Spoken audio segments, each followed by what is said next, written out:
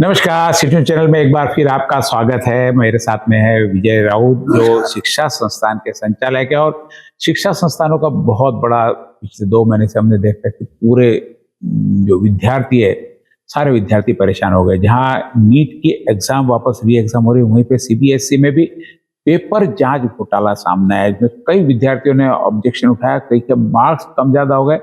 ऐसी व्यवस्था के बीच मानसिक संतुलन किस प्रकार से विद्यार्थी रखे और क्या सिस्टम में सुधार होना चाहिए, क्योंकि सिस्टम बिगाड़ भी हो तो इसकी जिम्मेदारी किसी की नहीं है। हो गया तो डबल से एग्जाम दे दो, पेपर खराब है तो रीचेकिंग को भी हमने डालना है। रैंडमली ऐसा नहीं होता कि चलो हम पूरे खुद ही पेपर रीचेक कर ले। ये सरकार की जिम्मेदारी, सरकार लेकिन आपसे पूछेंगे कि आपको रीचेक कराना है क्या। भली गलती आपकी हो ना हो, एप्लीकेशंस आपको देनी है, फीस यदि होती है तो उसकी आपको जमा करानी है और उसका इंतजार भी आपको करना है। ऐसे शिक्षा संस्थानों से देश का भविष्य कितना उज्जवल है। हमारे पास एनिमेशन कॉलेज के संचालक विजय राउत है, जानते हैं उनसे कि ये शिक्षा व्यवस्था का क्या आगे परिणाम पड़ेगा और क्या इसकी सुधारना हो सकती है, क्या इसकी कोई जिम्मेदारी ले सकता है। विजय, नमस्कार, बहुत बहुत स्वागत है आपका। फिलहाल यानी कोई पहला प्रकरण नहीं है कि जहां पेपर, इससे पहले भी पेपर फूटे थे, पेपर का इसके पहले भी होता था। सीबीएसई के जांच में इस बार सामने बड़ा घोटाला है, वो भी होता होगा। अब ये जानबूझ के किए जाते हैं, सिस्टम की चूक रहती है, मैनिपुलेशन रहता, इतनी सारी लोगों को व्यवस्था करना।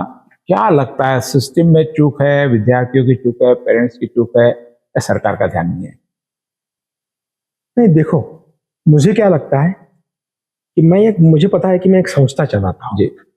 विद्यार्थियों के भविष्य की जिम्मेदारी क्या होती है, एक संस्थान को पता रहता है कि उनके भविष्य के लिए ही एजुकेशन होता है। सही मायने में विद्यार्थी एजुकेशन क्यों लेते हैं? अपने भविष्य के लिए लेते हैं। तो ये हो गया, चलो मैं मानता हूं कि ये गलती हो गई, होते रहती है, चलो हो गई, चाहे कैसी भी हो गई। वो तो उसके ऊपर तो बाद में बात करेंगे। उसके बाद में जो स्टेटमेंट आते हैं उससे बड़ा डर लगता है।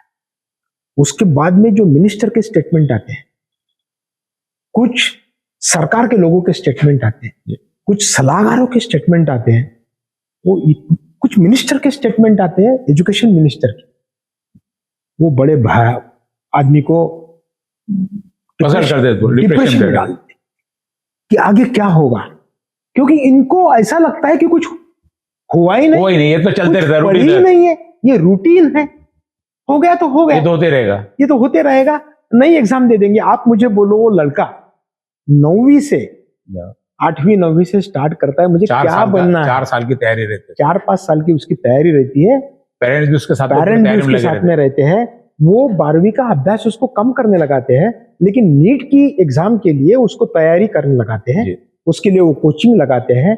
दिन रात बच्चा मेहनत करता है, दिन रात बच्चा पढ़ाई करता है।